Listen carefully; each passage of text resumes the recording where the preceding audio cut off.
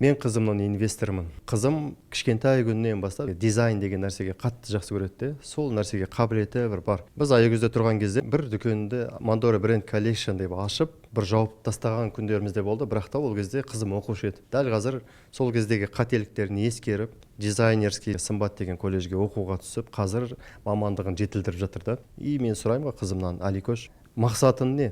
Бұл жердегі алып шыққан білімін, ол сені қай жерге апарады, соны маған көрсетші десем, қызым айтады: мен жалпы Қазақстанда сәнді, қолжетімді үлгілер, киімдер, мен өзім сияқты жастарға арналған қолжетімді және де сәнді үлгілер жасағым келеді. Неге? Брендтің бәрі Италияда жасалу керек, әке. Мен де жасағым келеді Қазақстанда деген сияқты. Осындай бір қызының да бір ойлары әке сезе білу керек те. Әке соны сезе білген кезде сол дағдыларын дамыта білсеңіз, және де инвестор болып қыздың болашағын сіз құрап шығатын болсаңыз, біріншіден ұрпағыңызды